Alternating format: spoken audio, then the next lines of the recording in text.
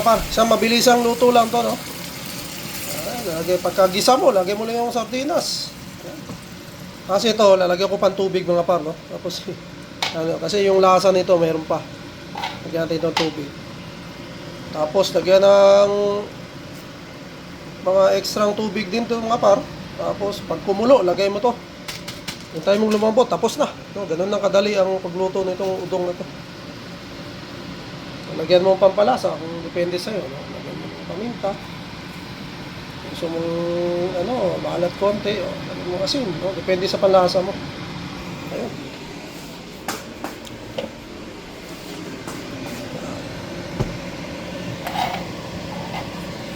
Yan, katulad dito mga par, lalagyan ko lang siya ng tubig. Kabila din. Hindi ko alam mga par kung ginagawa nyo to, no? Pero ano to, Bisaya style to. Sa mga Bisaya dyan, alam to. Ayun. Diba? O, malinis ng lobo. So yung lasa, nakuha mo pa yung lasa dyan. Yan na. Lagyan pang konting tubig para dyan sa ano natin.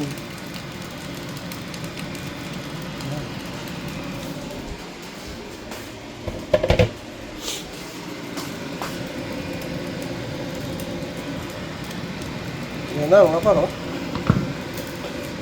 Tapos lalagyan natin ng paminta.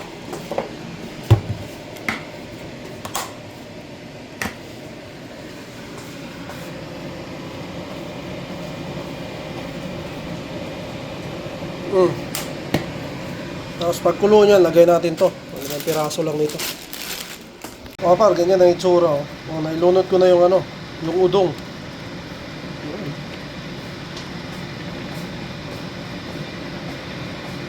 Maganda to pag may gulay.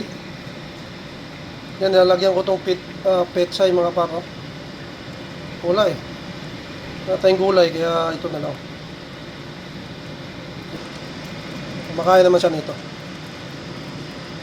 So, subukan natin mga par, mag-ulam ng mga ganito para kahit paano maranasan ni Inday. At syempre, makatikim rin tayo, namimiss din natin to. Ito yung mga par, ang kagandahan dito pag nandito ako sa big city, sa Toronto, no? Isa to sa advantage dahil yung mga pagkain na gusto mo, meron dito. Mabibili mo halos lahat, no? Mabibili mo siya rito.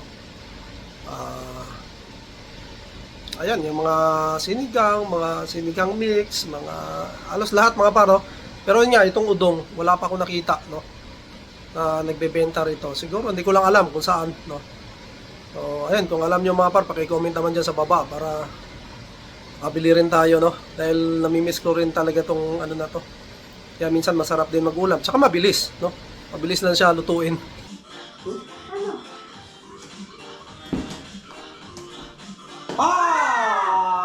1-0.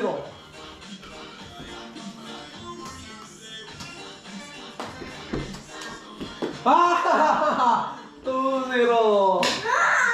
Woohoo! Yeah, 3-0.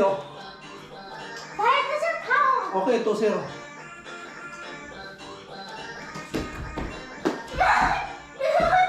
Hindi naman umabot. Tumama doon eh. 1 point.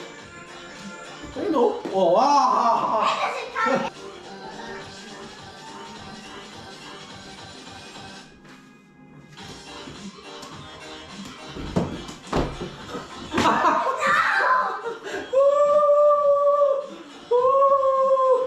Oh, game.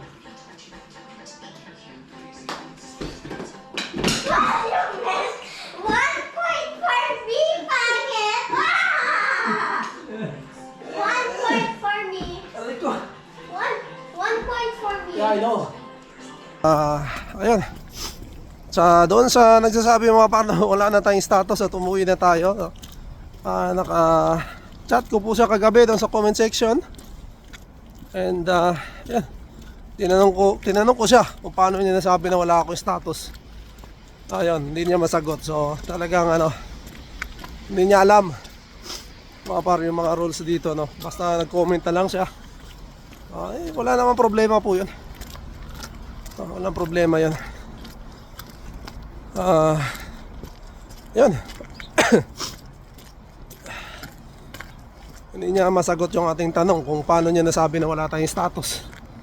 Paano niya nasabi na bawal na tayo dito sa Canada. Hindi niya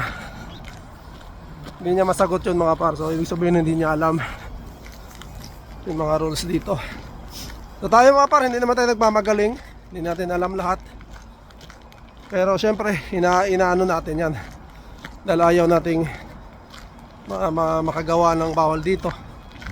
Ayaw nating lumabag ng mga rules dito mga par. Kaya at syempre kinukonsulta rin namin yan. Meron kami immigration lawyer noon, consult kami. And syempre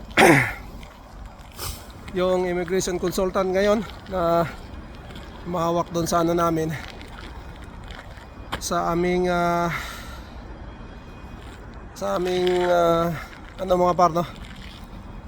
Sa aming papeles ngayon, sa mga dokumento namin na ini-apply namin. So gaya na sabi ko, naghihintay na lang kami ng result, no? Para doon sa mga application namin. At yun nga, kung ano man ang maging ano sa atin, tanggapin natin mga par, no? Kung ano man maging hatol sa atin, kung ibibigay man sa atin o hindi, wala tayong problema dyan. Ano lang naman mga pare, siyempre kung ano yung status mo, siyempre gawin mo na paraan kung anong magagawa mo. Kaya nga importante rin yung magkonsulta kayo mga par sa mga mga par, mga expert, dahil para malaman nyo, no, yung mga bawal at hindi, at mga pwede nyong gawin sa status yung mga par, dahil i-assess nila kayo, tatanungin ka mga par kung ano yung status mo, kung anong pwedeng gawin sa status mo na yan, para legal ka pa mag-stay rito sa Canada. Siyempre sasabihin niya sa'yo kung anong mangyayari, no? Kung gaya sa akin, tourist visa, yun yung isang yun yung isang option ko mga par, tourist visa. Pero yun nga, sinabi niya sa akin na pag nagka-tourist visa ka, bawal ka magtrabaho.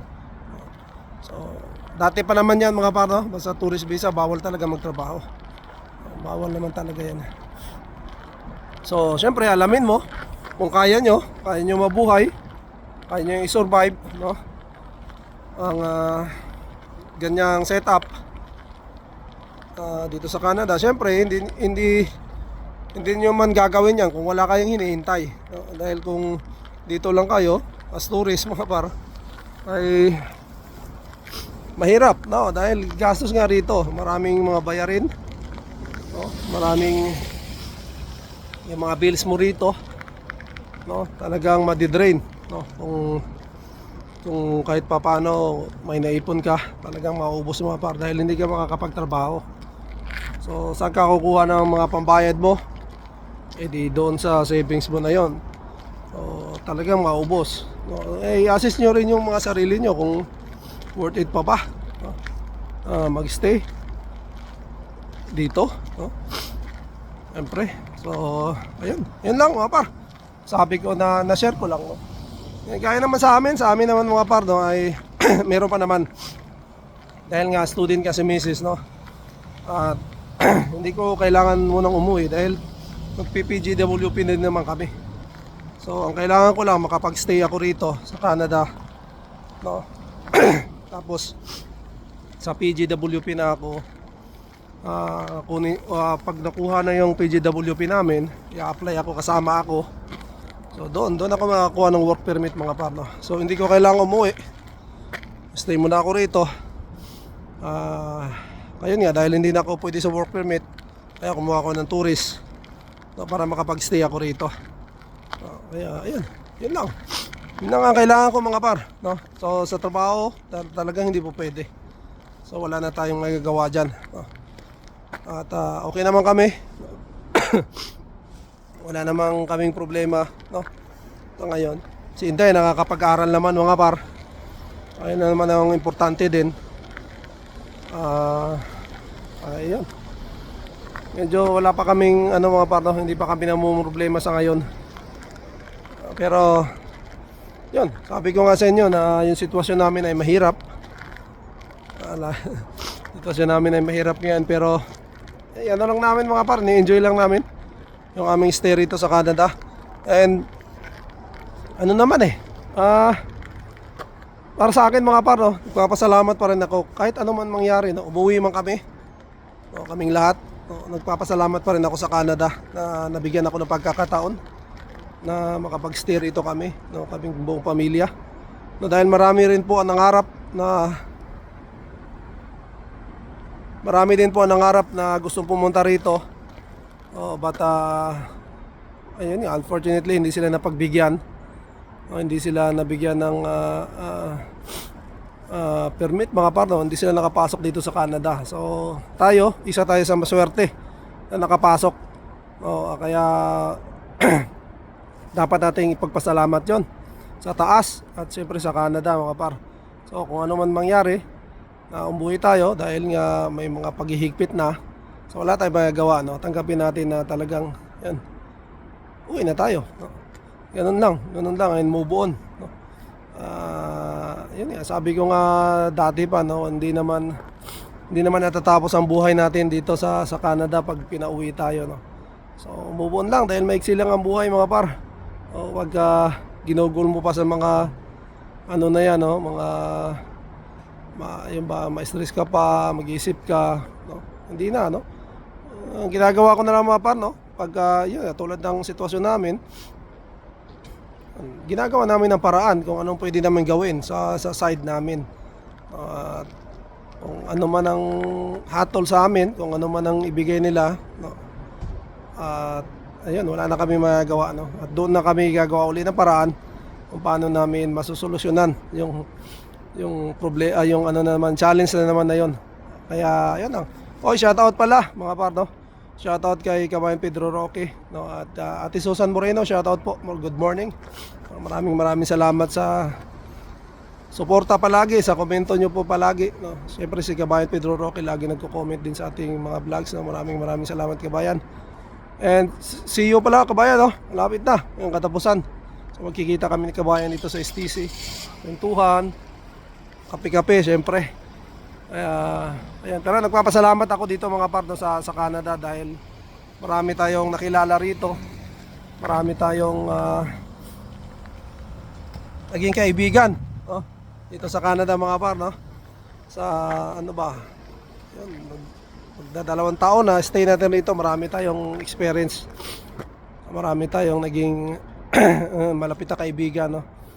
Nakabuo rin tayo ng mga circle of friends dito mga par. So maraming salamat sa inyo. So yun lang mga par, pasok muna ako dahil lumalamig na, dahil baka bumusa naman yung snow ngayon, no? So maraming salamat mga par. Chill lang tayo, chill. Maraming salamat sa inyo at sa lahat po ng mga nandito. At yung mga tagilid ang status mga par, na yung mga status ay may expired na, no? Gawa nyo po ng paraan, no? Aralin nyo po or magkonsulta kayo para kung gusto nyo pa mag-stay, so gawan nyo ng paraan, no? Alamin nyo kung ano pa yung pwede na legal na paraan para makapag-stay kayo at makapagtrabaho.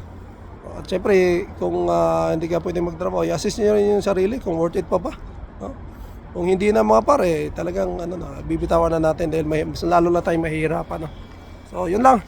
Maraming salamat mga paro. Pasok muna ako.